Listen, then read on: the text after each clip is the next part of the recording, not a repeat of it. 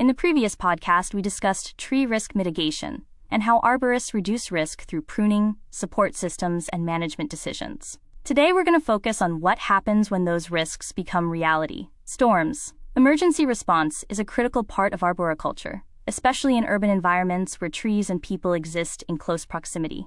Storms can cause widespread damage to the urban forest in a very short period of time. High winds, heavy rain, snow, and ice can all lead to tree failure. Branches may break. Entire trees may uproot. Infrastructure can be damaged. Roads can become blocked.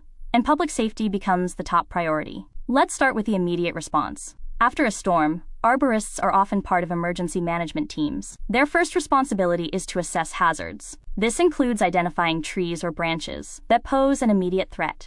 For example, a partially broken limb hanging over a roadway is a high-priority hazard.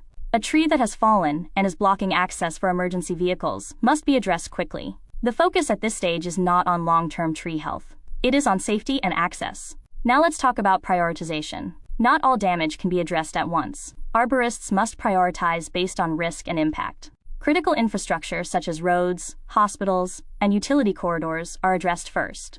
Areas with high public use are also prioritized. Lower-risk areas may be addressed later. Now let's consider the types of storm damage. Broken branches are one of the most common issues. These may require pruning to remove damaged wood and restore structure.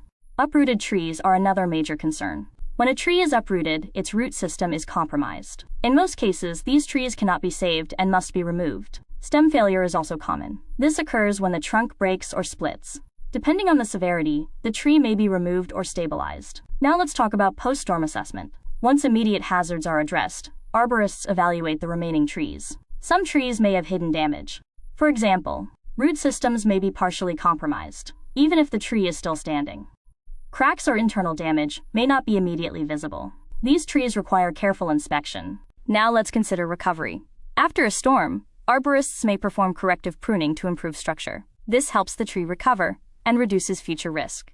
In some cases, cabling or bracing may be installed to provide additional support. Now let's talk about long-term implications. Storms can significantly alter the structure and composition of the urban forest. Large canopy trees may be lost. This affects shade, cooling, and ecosystem services. Recovery may take years or decades. This is why resilience is so important. As we discussed earlier, species diversity and proper tree structure can reduce storm damage. Now let's connect this to planning.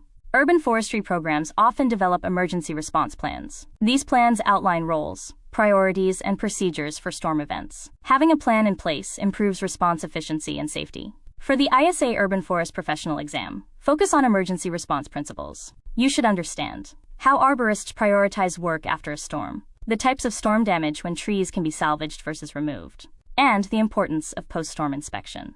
Questions may involve identifying appropriate responses to storm damage scenarios. Storms are a reminder that trees are dynamic living systems. They grow, adapt, and sometimes fail.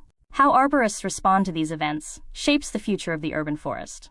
In the next podcast, we'll continue with arboricultural practices by exploring urban tree planting programs and how cities scale planting efforts to build canopy over time. You've been listening to the Arborist-podcast. Our goal is to grow our collective knowledge, one domain at a time.